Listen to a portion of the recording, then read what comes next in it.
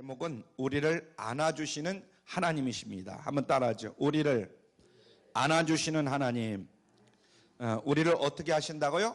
안아주시는 하나님이다. 이런 제목입니다. 모세는 광야의 여정을 돌이켜볼 때에 우리가 이제 광야 생활을 한다고 그러잖아요.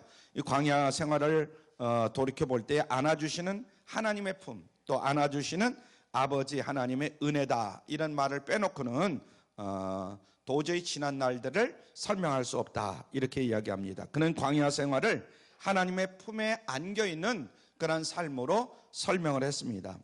그렇게 39년의 세월이 흐릅니다. 오늘 이제 말씀을 설명해 주는 겁니다. 광야에서 모세가 살은 지가 몇 년 됐다고요? 39년. 40년 동안은 어디서 살았죠? 바로왕의 궁중에서 살았습니다. 그리고 40년은 이제 여러 가지 연단과 훈련을 겪으면서 하여튼 그 궁정에서 도망을 와가지고 40년 동안은 하여튼 훈련 과정이다. 그리고 40년 동안은 이제 하나님 앞에 붙들림 받고 출애굽해가지고 40년 동안 생활을 하게 되죠. 그래서 39년째 되는 날이다, 되는 때다, 이런 이야기입니다. 신명기 32장, 우리가 신명기 쭉 이제 1장을 보았지만은 32장을 보면 모세가 죽음을 앞두고 마지막 설교하는 그러한 장면이 32장에 나와 있습니다. 거기 보면 6절에 보면 그는 너의 아버지시오, 이렇게 말씀하시는 것을 봅니다. 우리 하나님은 우리의 누구시라고요? 아버지가 되신다, 이런 말씀이죠. 그래서 구약 성경에서 하나님을 아버지라고 제일 먼저 부른 사람은 누구냐 하면 바로 모세라는 사람이에요. 하나님을 아버지라고 부른 사람, 제일 처음에 부른 사람이 누구라고요? 모세라는 사람이에요. 모세. 그래서 이 숨이 끊어지기 전에도 백성들에게 하나님은 너의 누구다? 아버지시다. 그것을 아느냐? 이렇게 질문할 정도로 이 모세는 하나님을 이스라엘 백성들의 아버지다, 이렇게 말씀을 하고 있는 것입니다. 그는 임종을 앞두고도 영원하신 하나님이 너희 처소가 되시니, 신명기 33장 27절에 시작. 영원하신 하나님이 너희 처소가 되시니 그 영원하신 발이 네 아래 있도다, 이렇게 말씀을 합니다. 이 말은 현대말로 바꾼다면 하나님의 영원하신 팔이 너를 끌어안고 품고 계신다. 그러므로 하나님이야말로 너의 고향이요, 너의 품이요, 너의 안식지가 되신다, 이런 말씀이 되겠습니다. 모세는 이 믿음에 변함이 없었어요. 광야 생활에는 1년 한뒤에나 40년 한뒤에나 모세에게 하나님은 누구냐? 바로 너의 자비로우신 아버지 하나님이시다, 그렇게 고백을 하고 내가 기대고 안길 수 있는 따뜻한 품을 가지신 분이 바로 그 하나님이시다, 이런 믿음이 이 모세에게서 떠나가지 않았던 것을 우리가 볼 수가 있습니다. 그래서 오늘 모세의 이야기를 하려고 하는 것이 아니라 모세의 이야기를 통해서 우리가 배워야 하는 거예요. 하나님은 우리의 누구시냐? 아버지가 되신다. 할렐루야. 우리가 이 광야 같은 이 세상을 사는 동안에도 하나님은 늘 우리와 함께하고 계신다. 이것을 여러분들이 늘 염두에 둬야 될 줄로 믿습니다. 그래서 광야 생활을 보는 모세의 눈은 백성이 보는 눈과는 좀 달랐다, 이렇게 말할 수가 있죠. 그래서 모세와 같은 영적인 눈을 뜨고 하나님을 아버지로, 우리는 그의 품에 안긴 사랑받는 자녀로 고백하는 여러분들이 되시기를 여러분이 되시기를 주님의 이름으로 부탁을 드립니다. 왜 그러냐면 지금 우리는 이스라엘 백성들이 통과했던 시내산 광야보다도 더 크고 무서운 세상에 살고 있는 그런 과정 속에 있는 우리들이기 때문에 그렇다. 그래서 이 세상의 삶은 온갖 위험이 도사리고 있는 한 치 앞을 내다볼 수 없는 우리가 걸어가는, 어떻게 보면 마지막 그런 길이라고 볼 수가 있겠죠. 그래서 여러분들이 돈을 얼마를 모아놓고 뭐 앞으로 장래에 뭐를 해놨다 할지라도 그 밖에 다른 일을 당할 수가 있어요. 내가 물질적으로는 모아놨는데 질병이 올 수가 있고, 그 질병으로는 몸은 건강한데 물질적으로 어려움이 있을 수도 있고, 그래서 우리가 살아가는 이 광야길이 정말 이스라엘 백성들이 살아가던 그 길과 같은 것이다. 그리고 그들이 살아가던 길이 오늘날 우리가 살아가는 인생길, 어떻게 보면 오늘날은 더 힘들죠, 그때보다는. 그래서 천국에 들어가기까지 이 세상을 걷고 또 걸어야 하는 나그네 길이 바로 우리 길이다. 그래서 그 길에는 눈물과 땀이 서려 있는 그런 인생길이다. 지루하고 고독한 이 길이 바로 우리의 인생길인 것을 우리가 깨달아야 될 줄로 믿습니다.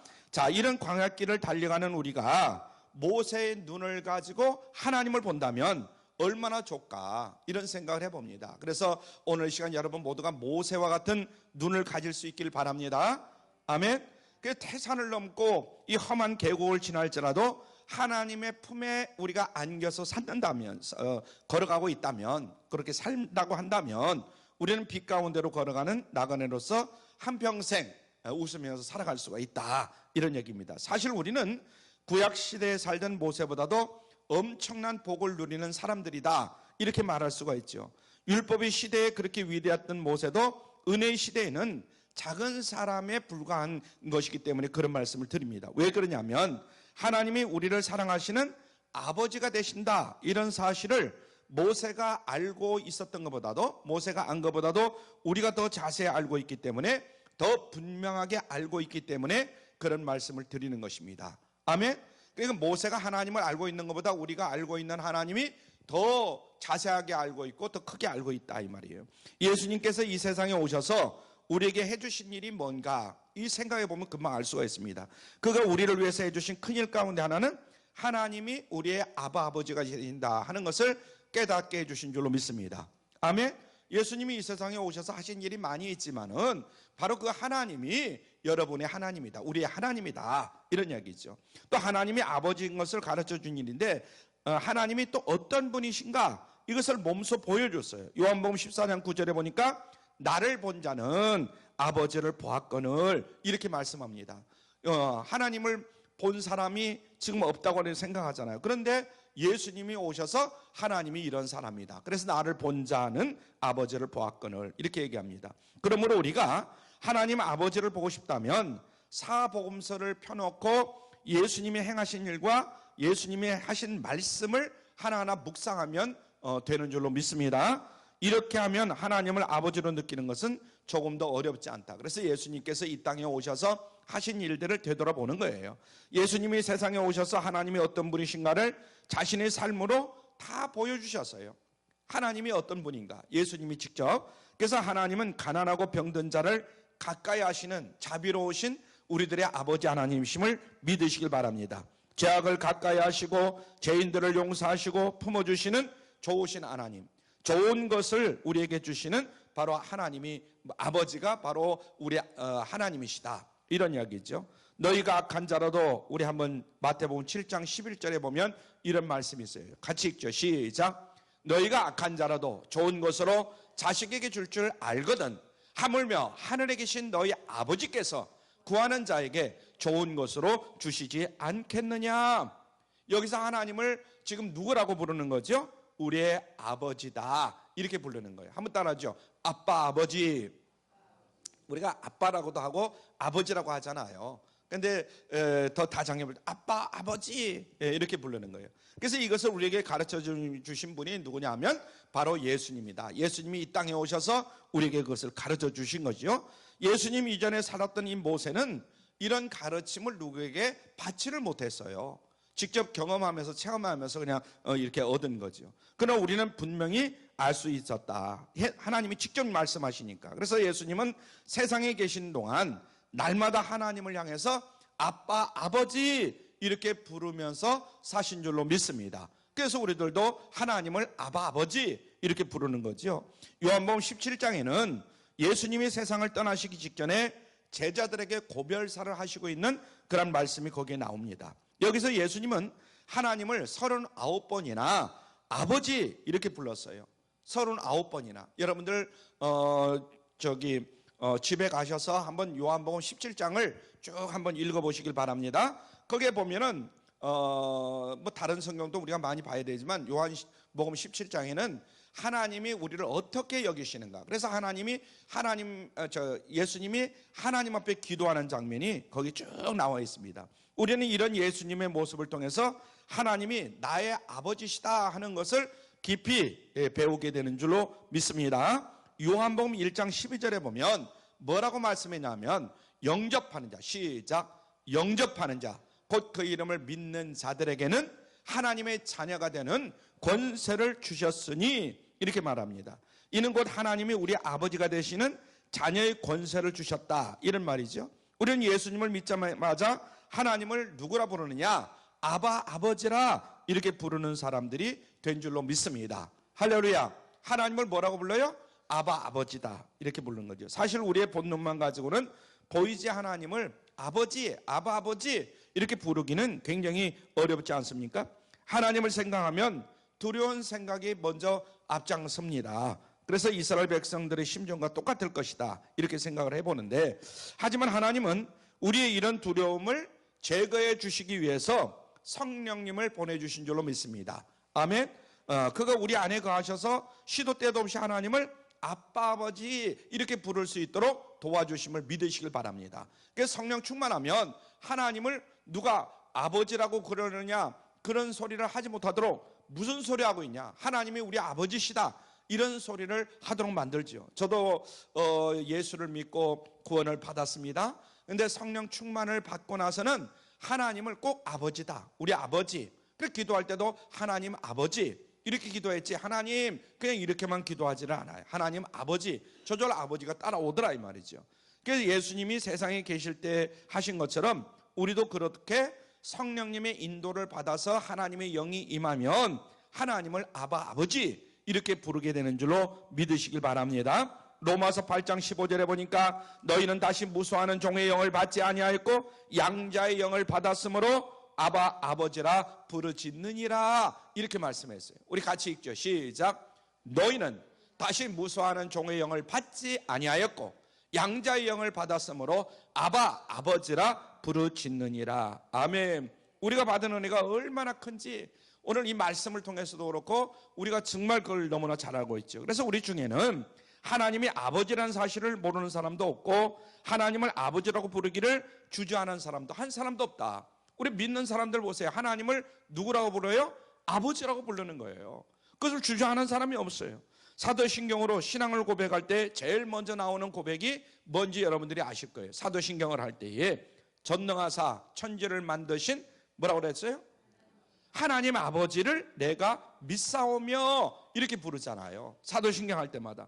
저는 매일 이 고백을 하면서 가끔 이렇게 말을 바꿔봅니다. 전능하사 천지를 만드신 분이 하나님이신 줄 믿사오며 그 하나님이 내 아버지가 되심을 믿습니다. 할렐루야. 그 하나님, 우주 만물을 창조하신 하나님이 누구라고요? 우리의 아바 아버지가 되신다 이런 이야기예요. 우리가 이제 사도신경이고 이제 모든 예배를 마칠 때 주기도문으로 마칠 때가 많잖아요. 주기도문을 할 때 어디에 계신? 하늘에 계신 우리 아버지여 이렇게 고백하잖아요. 누구라고요? 하늘에 계신 우리 아버지여 이렇게 고백하잖아요. 그래서 이 얼마나 우리의 마음을 포근하게 해주는지 몰라요. 하늘에 계신 우리 아버지여 이렇게만 주기도문 할 때 부르기만 해도 마음이 흐뭇해지잖아요. 그래서 온 천지 만물 위에 높이 좌정에 계시는 그 하나님, 온 우주 만물을 소유하고 계시는 그 하나님이 나의 뭐가 된다고요?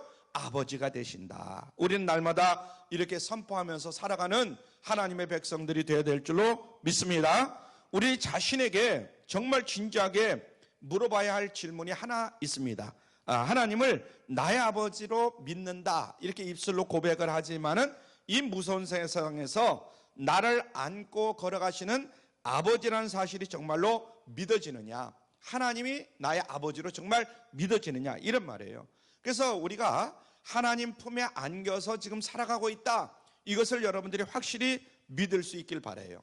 여러분은 그 품에서 무엇을 느끼는가, 하나님 품에서 무엇을 느끼는가 한번 생각해 봐야 돼요. 그래서 평안이 있는지, 내가 하나님 품에 안겨서 지금 살아가고 있는데 평안이 있는지, 찬송이 있는지, 내가 그 평안의 품, 그 품을 알고 있기 때문에 가족과 이웃에게 어떤 말을 하든지 또 어떤 말을 듣든지 또 믿지 않는 사람과 구별되어 생활하고 있는지 이런 것들을 스스로 내 자신에게 물어봐야 될 줄로 믿습니다. 세상 사람들이 뭐라고 하든 나는 하나님의 자녀다, 하나님의 품에 안겨서 살아가고 있는 하나님의 자녀다, 이런 확신이 우리에게 있느냐 이런 이야기예요. 그래서 이것은 현실적인 문제입니다. 고개만 끄덕여서 될 문제가 아닌 것이죠. 그래서 예배를 마치고 세상에 나가면 당장 세상에서 부딪힐 문제가 바로 이런 문제입니다. 아무리 입으로 하나님을 아버지라고 불러도 하나님 아버지 품에 안겨 있다는 이 사실이 여러분들에게 믿어지지 않는다면,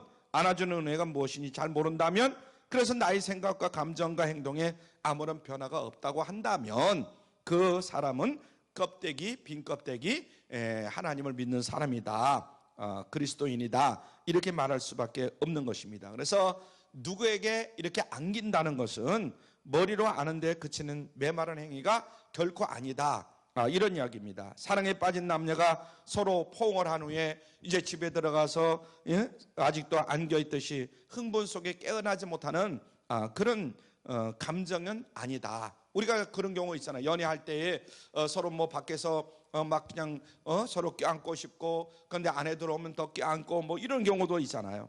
그러나 우리가 한 번도 하나님 품에 안겨 있다는 것은 그냥 그런 사랑하는 남녀 간의 관계가 아니다 이거죠.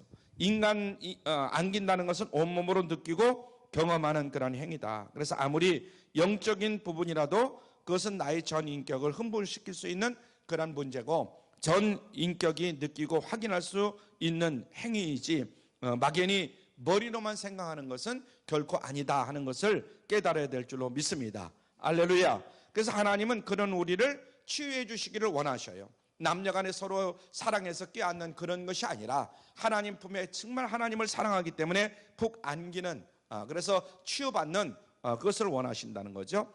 성령님은 우리를 그런 메마른 신앙생활에서 벗어나도록 우리를 인도하심을 믿으시길 바랍니다. 학자들은 많은 연구를 통해서 사랑하는 사람에게 안기거나 아이가 엄마에게 안기는 그런 경험이 정서적으로나 신체적으로 좋은 반응을 일으킨다, 이런 사실을 믿었습니다. 몇 년 전 미국의 신체학회에서 이런 말을 했어요. 안아주면 건강해진다. 그러니까 남녀 간에도 그렇지만 특별히 우리 아이들을 안아주면 우리 아이들이 건강해진다는 거예요. 피부에 닿고 신체를 접촉하는 것이 품을 편안하게 해주고 스트레스를 많이 줄여준다는 거예요. 그래서 아이고 내 새끼 하면서 푹 끌어 안아주는 것, 이것만 해도 우리 아이들에게 굉장히 도움이 된다는 거죠. 그래서 육신에만 해당되는 것이냐? 그렇지 않다. 우리 영혼에도 이렇게 서로 껴안아주는 것이, 포근하게 안아주는 것이 굉장히 중요한 원리다 하는 것을 여러분들이 깨달아야 될 줄 믿습니다. 누가 속사람이 건강할 수 있느냐? 누가 험한 세상에서 마음의 평안을 가지고 살 수가 있느냐? 누가 이 혼잡한 세상에서 스트레스보다도 자유로울 수가 있느냐? 누가 두려워하지 않고 당당하게 문제를 극복할 수 있느냐? 바로 하나님이 나를 안아주고 계시는 그런 아버지라는 강한 확신을 갖는 사람이 더욱더 평안한 줄로 믿으시길 바랍니다. 그래서 내가 하나님으로부터 더욱더 사랑받고 인정받는 자녀다, 이런 확신이 우리에게 있어야 될 줄 믿습니다. 모세처럼 아무도 흔들 수 없을 만큼 내 마음에 그 믿음이 꽉 차 있다면 나는 하나님 품에 안겨있는 사람이다. 그런 강한 확신이 들면 평안과 기쁨이 내 가슴 속에서 더욱더 솟아날 줄 믿으시길 바랍니다. 그런 사람은요, 이상하게 세상에 두렵지가 않은 거예요. 문제가 눈앞에 버티고 있는데도 불구하고 걱정이 되느냐? 걱정이 안 되는 거예요. 우리가 그런 경우 많이 있잖아요. 지금 사람들이 볼 때, 세상 사람들이 볼 때는 야, 너 큰일 났다. 그러지만은 나는 하나님을 믿는 사람이기 때문에 큰일은 무슨 큰일. 나는 하나님 품에 있는 사람이야. 하나님이 알아서 인도해 주실 거야. 그런 마음이, 그런 생각이 우리 속에 가득 차잖아요. 그러니까 마음이 편안해지잖아요. 그 주변 사람들이 뭐라고 그래요? 그래서 하나님을 아버지라고 부르면 나도 모르게 마음 깊은 곳에서부터 촉촉이 젖어드는 그런 행복이 있을 수밖에 없다. 그래서 안겨있는 사람의 바로 모습, 그것은 어떻게 보면 우리가 볼 때 안겨있는 사람, 우리 아이들 특히 엄마나 이런 품에 탁 안겨있으면 너무나 보기 좋잖아요. 그것처럼 우리들도 하나님의 품에 안겨있는 이런 사람들이 될 수 있기를 주님의 이름으로 부탁을 드립니다. 우리가 하나님이 나를 안아주시는 은혜를 매일 누리면서 살아가야 되는데, 그러기 위해서는 몇 가지가 필요합니다. 적어도 두 가지는 필요한데, 첫째로 하나님이 아버지 되신다, 이런 말씀을 찾아서 여러분들이 자주 묵상할 수 있길 바랍니다. 성경에 보면 하나님이 나의 아버지가 되시는 말씀이 많이 나와요. 구약 성경보다도 특별히 예수님이 이 땅에 오셔서 하신 말씀 중에 신약 성경에 많이 있습니다. 중요한 것은 말씀을 묵상한다는 거죠. 그래서 읽고 그냥 덮어두는 것이 아니라, 혹은 몇 장 내가 읽었다, 오늘 10장 읽었다, 몇 장 읽었다, 이것이 아니라 그 말씀을 한 장이든 한 절이든 간에 깊이 묵상하는 것이 굉장히 중요하다, 이런 말씀입니다. 이해가 되십니까? 그래서 여러분들이 나름대로 하루에 몇 장 읽어야 되겠다, 이 계획에 의해서 읽는 것도 좋지만은 그것보다 더 좋은 것은 한 장이든 뭐 한 절이든 간에 그 말씀이 여러분들의 심령 속에 살아 움직여야 돼요. 시편 1장을 보면 누가 복 있는 사람이라고 했는가? 시편 우리가 1편 1절부터 쭉 나오잖아요. 복 있는 사람은 그러면서 누가 물가에 심긴 나무처럼 형통한 사람이냐? 하나님의 율법, 하나님의 말씀을 즐거워하면서 그 말씀을 주야로 못하는 자? 묵상하는 자. 하나님의 말씀을 주야로 묵상하는 자가 복 있는 자라는 거예요. 그게 마지못해서 한 장 읽는 사람, 그런 사람이 복 있는 사람이 아니라는 거예요. 하나님의 말씀이 좋아가지고 즐거워서 읽다 보면 빨리 덮지를 못하고 마음에 자꾸만 그것을 새기고 되씹으면서 기도하고 찬송하고 고백하고 이런 사람이 바로 복 있는 사람이다. 할렐루야. 그래서 신명기, 우리가 지금 1장을 보고 있지만은 신명기 1장을 놓고 우리 한번 묵상해 봅시다. 모세는요, 험악한 광야 생활에도 하나님을 아버지다 이렇게 신뢰하면서 고생스러운 광야의 삶을 하나님의 품에 안겨있는 이러한 삶으로 지금 본 겁니다. 그래서 묵상이란 나도 모세처럼 해보고 싶어서, 모세처럼 되고 싶어서 선택하는 그런 방식이 바로 묵상하는 방식이다, 이렇게 볼 수가 있죠. 그래서 모세는 광야에서 하나님의 안아주심을 체험했습니다. 나도 그런 은혜를 받고 싶어서 하나님의 말씀 안에 의도적으로 마음문을 활짝 여는 거예요. 그래서 신명기 1장을 펴놓고 내 마음을 활짝 열고 모세가 경험했던 그 하나님을 내가 오늘 경험해야지, 이런 자세를 가지고 말씀을 대해야 될 줄로 믿습니다. 할렐루야. 그래서 이런 묵상을 통해서 오늘의 모세가 될 수가 있는 거죠. 그래서 모세처럼 우리가 하나님을 만나고 느껴보고 모세처럼 행복한 사람이 되어보는 겁니다. 그때 내가 시내산 광야에 있었다면 어떻게 했을까? 만약 모세처럼 내가 그때에 모세처럼 광야에 있었다면 어떻게 됐을까? 목이 마르다는 이 백성들에게 모세처럼 어떻게 반응을 했을까? 모세는 어떻게 백성들을 다루고 있었을까? 백성들은 문제만 보고 아우성을 쳤지만 모세는 하나님을 신실한 하나님, 신실한 아버지로 보았던 것입니다. 나도 그렇게 해야지.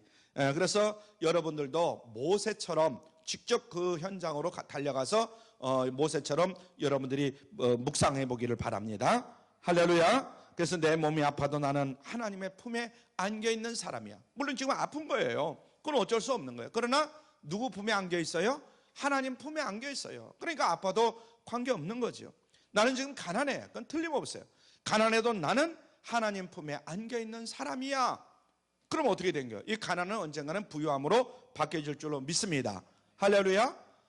우리가 그렇게 고백하는 거죠. 비록 직장을 구하지 못하고 눈앞이 캄캄하다 하더라도 나는 하나님 품에 안겨서 이 광야를 지나가는 지금 그 과정 속에 있는 거야. 이 광야를 지나면 하나님께서 좋은 직장을 허락해 주실 줄로 믿으시길 바랍니다. 나는 모세야, 하나님이 모세를 한평생 지키시고 광야생을 해서 승리케 하신 것처럼 내 인생도 승리케 하실 줄 나는 믿어. 할렐루야. 나는 모세처럼 내가 아무리 비록 지금 힘들고 어려운 일을 당한다 할지라도 하나님 반드시 승리케 하실 거야. 내 영혼아 담대하라. 너는 하나님 품에 있는 사랑받는 자녀야. 그러니까 두려워하지 말고 오늘도 하나님 아버지를 바라보고 힘차게 네 발걸음을 내디뎌라. 그게 사는 길이야. 그게 하나님이 기뻐하는 삶이야. 이렇게 스스로 고백하고 자신을 북돋아서 하나님 앞에 일어서는 것, 이것이 바로 묵상하는 일이다. 이렇게 말할 수가 있겠습니다. 할렐루야. 그래서 이런 묵상을 통해서 우리는 오늘의 모세로서 이 세상을 살아갈 수가 있는 것입니다. 그래서 하나님은 우리에게 성경을 주신 거예요. 이거 성경 들고 다니고 예배 드릴 때만 필요하고 그래서 주신 것이 사실은 아니라는 것을 우리가 깨달아야 됩니다. 그래서 광야의 고난이 축복이었음을 깨닫게 하시는 하나님의 은혜를 여러분들이 체험할 수 있기를 바랍니다.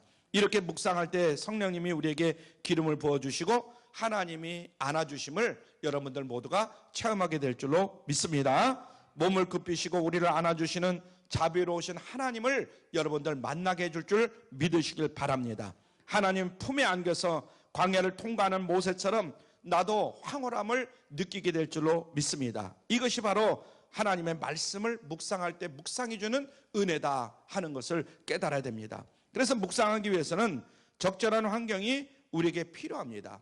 우리가 하나님의 자녀이면서도 나쁜 감정들이 들어올 때가 있어요. 그러면 굉장히 어색해지는 거예요. 하나님과 우리 사이에도 나쁜 감정을 들어와가지고 나쁜 감정에 끼일 수가 있단 말이죠. 우리가 그렇기 때문에 하나님 아버지와 대화할 적절한 환경을 여러분들이 생각을 해야 돼요. 그래서 환경이 그런 마음에 생각나는 죄가 있다면 먼저 고백할 수 있길 바랍니다. 우리가 하나님 앞에 따로 만나서 조용히 기도하고 싶은데 먼저 무엇이 떠오르냐? 우리의 죄와 허물이 떠오를 수 있어요. 그러면 죄와 허물을 먼저 내어놓고 회개하고 고백해야 된다. 그리고 어린아이처럼 하나님을 갈망해야 된다. 고독과 침묵의 시간을 여러분들이 만드시길 바랍니다. 그리고 마음을 열어놓고 부르짖어 기도를 하시길 바랍니다. 그렇게 말씀 묵상이 가능한 환경을 만드는 것, 마음의 자세를 갖는 것 굉장히 중요합니다. 많은 사람들이 바쁘다는 핑계로 하나님과 교제할 적절한 환경을 만드는 것을 등한히 하는 그런 경우가 굉장히 많아요. 대부분의 사람들이 명예와 건강, 온갖 흥미거리에 몰두하다가 하루를 소진해버리는 경우가 얼마나 많을지 몰라요. 그래서 이 사람도 만나고 여기도 기웃거리고 저기도 기웃거리고, 그게 다 나쁘다는 것은 아니지만은 하나님과 정말 만나서 대화를 나눌 수 있는, 나의 어떤 그 잘못을 고백하고 또 하나님 앞에 무엇을 구할 때 이거 10분 내지 20분은 최소한도 하루에 10분 내지 20분은 여러분들이 가져야 될 줄로 믿습니다. 할렐루야. 요새는 세상이 얼마나 바쁘게 돌아가는지 몰라요. 우리 아이들이 아빠를, 지난번에 한번 신문 방송에 한번 나오는 거 보니까 아빠 엄마를 만나는 시간이 얼마나 되느냐, 하루에 10분 내지 20분이라는 거예요. 아버지가 출근해버리는 거예요. 아침에 일어나기 전에. 그리고 또 퇴근하고 들어보면 애들이 자고 있는 거예요. 그러니까 아빠를 볼 수 있는 시간이 없어요. 10분 아니면 20분이나 평균을 내보니까, 하루 매일 이것을 평균을 내보니까 토요일날이나 주일날이나 좀 아빠를 만나게 되지 평일날은 만날 수가 없다는 거예요. 이런 세상에 지금 살고 있는 겁니다. 이럴수록 우리는 하나님과의 관계를 더욱더 긴밀하게 가져야 돼요. 그래서 최소한도 매일 아무리 바쁘더라도 10분 내지 20분 동안은 하나님을 만나고 기도할 수 있길 바랍니다. 할렐루야. 하나님이 우리에게 하나님이 안아주심의 은혜를 체험하려면 두 번째로 아버지의 품에 안겨있는 자녀처럼 행동해야 된다. 한번 따라하죠. 아버지의 품에 안겨있는 자녀처럼 행동해야 한다. 여기서 마치 무엇처럼 행동한다, 이런 마음을 여러분들이 말을 마음에 새기시길 바랍니다. 세르반테스가 쓴 유명한 돈키호테라는 소설이 있습니다. 그 돈키호테는 중세 유럽에 만연한 이 부정과 부패를 도려내고 학대받는 백성들을 해방시키는 그런 기사가 되기를 원했어요. 아마 여러분들이 돈키호테라는 그 소설은 아마 많이 봤을 거예요. 그래서 나중에 자기가 마치 기사가 된 것처럼 이제 행동을 합니다. 그래서 학자들은 이 소설이 주는 메시지가 놀랍다고 이야기하는데, 그것은 바로 기사가 되고 싶으면 기사처럼 행동하라, 이런 말이거든요. 한번 따라하시죠. 기사처럼. 죄송합니다. 기사가 되고 싶으면 기사처럼 행동하라. 옛날에는 말 타고 기사들이 있잖아요. 그래서 기사가 되고 싶으면 기사처럼 행동하라. 그러면 기사가 된다는 거예요. 예수님께서 이런 말씀을 하셨습니다. 마가복음 11장 24절에 보니까 무엇이든지 기도하고 구하는 것을 받은 줄로 믿어라. 그러면 너에게 그대로 되리라. 우리 같이 읽죠. 시작. 무엇이든지 기도하고 구하는 것은 어떻게 하라? 받은 줄로 믿어라. 그리하면 너에게 그대로 되리라. 하나님 앞에 간절하게 구했다면, 우리가 그러잖아요. 하나님 앞에 기도하잖아요. 그랬다면 이제 구하는 것을 받은 것처럼 행동해야 된다. 언제 아직도 받지를 못해가지고 그냥 계속 구하기만 하면 안 된다. 구했으면 이제는 받은 것처럼 행동해야 된다. 권위 있는 기독교 저널리스트인 필립 얀시가 쓴 그런 시도 있고, 필립 얀시의 소설도 있고, 책도 많은데요. 저도 가지고 있는데, 필립 얀시는 이런 말을 했습니다. 신앙생활이란 마치 우리 같이 읽죠. 시작. 신앙생활이란 마치 하나님의 모든 말씀이 사실인 것처럼 행동하는 것이다. 그래서 나는 하나님을 사랑 많은 아버지라 생각하고 행동하며 산다. 이것이 바로 믿음 생활이죠. 그래서 믿음은 행동입니다. 하나님 품에 안긴 자녀처럼 행동하면 그것이 얼마나 행복한 삶인지 우리가 모릅니다. 그러나 행하지 않으면 그 진리를 결코 알 수가 없는 것이죠. 성경을 보면 참 많은 명령들이 성경에 기록되어 있습니다. 하나님께서 제일 많이 하신 명령이 뭘까? 여러분들이 아마 생각하실 것인데 두려워 말라입니다. 신명기도 오늘 우리가 신명기 1장밖에 안 읽었지만은 신명기를 쭉 읽어보면 신명기도 중요한 고비마다 모세는 이스라엘 백성들의 말하기를 뭐라고 말하냐면 두려워 말라 이렇게 명령을 합니다. 한번 따라하죠. 두려워 말라. 여러분들도 많이 들으셨죠? 두려워 말라. 성경을 읽어보면 특히 이제 신약에 보면 너무 많습니다. 두려워 말라. 왜 그랬을까요? 하나님의 자녀는 하나님의 넓은 품에 안겨서 광야를 걸어가는 것과 같은 것이다. 광야를 걸어가는 사람들이 우리는요. 그래서 크고 따뜻한 아빠의 품에 안긴 어린아이가 공포에 질려가지고 벌벌벌 떠는 걸 여러분들이 아마 본 적이 없을 거예요. 왜냐면 아빠의 품에 안겨있는 아이들은 어떤 물론 이제 겉으로는 막 폭풍이 몰아치고 뭐가 비바람이 몰아친다 할지라도 아빠의 품에 탁 안겨가지고 간 아이는 편안한 거예요. 아빠의 품에 있기 때문에. 그래서 떨지를 않습니다. 그래서 하나님은 우리에게 두려워하지 말라. 내가 있지 않느냐? 내가 너를 안고 가지 않느냐? 지금 우리가 살아가고자 하는 이런 세상을 바라보면 폭풍우가 몰아쳐요. 단 하루도 편할 날이 없어요. 앞날에 무슨 일이 일어날지 정말 모르는 이런 두려움 가운데 우리가 살아가요. 앞에 캄캄해서 길이 보이질 않은 거예요. 믿음으로 나 자신을 우리가 선포해야 될 줄로 믿습니다. 아멘. 하나님이 나와 함께 계셔. 하나님이 나를 안고 계시는 거예요. 하늘을 향해서 우리가 선포해야 돼요. 땅을 향해서도 선포해야 돼요. 세상을 향해서, 하늘을 향해서, 땅을 향해서, 세상 사람들을 향해서 선포하시길 바랍니다. 나는 하나님의 품에 안겨있는 사람이야. 한번 따라하죠. 나는 하나님 아버지의 품에서 안겨있는 사람이야. 나는 하나님의 사랑받는 자녀야. 내 영혼아 두려워 말라. 내 영혼아 두려워 말라. 할렐루야. 여러분들이 늘 그렇게 고백하시길 바랍니다. 나는 하나님 아버지의 품에 안겨있는 사람이야. 나는 하나님의 사랑받는 자녀야. 내 영혼아 두려워 말라. 내 영혼아 두려워 말라. 할렐루야. 이렇게 선포할 때 우리를 두렵게 하는 모든 것들은 다 사라지고 우리 앞에 반석이 갈라져서 생수가 솟는 그런 기적을 만나게 될 줄로 믿습니다. 오늘 우리도 하늘에서 떨어지는 만나를 먹는 놀라운 기적을 체험하게 될 거예요. 우리가 구름기둥과 불기둥으로 늘 이스라엘 백성들을 지켜주시고 보호하시고 인도하셨던 그 하나님이 여러분도 늘 지켜주시고 보호하시고 인도하심을 믿으시길 바랍니다. 그래야 광야 생활을 승리로 끝나게 하시고 또 영원한 나라에서 하나님과 더불어 사는 복락을 누리게 될 줄로 믿습니다. 이런 은혜를 지금 삶의 현장에서 꼭 체험하면서 사는 복된 그리스도인들이 다 되기를 주님의 이름으로 축원합니다. 기도합니다. 사랑이 많으신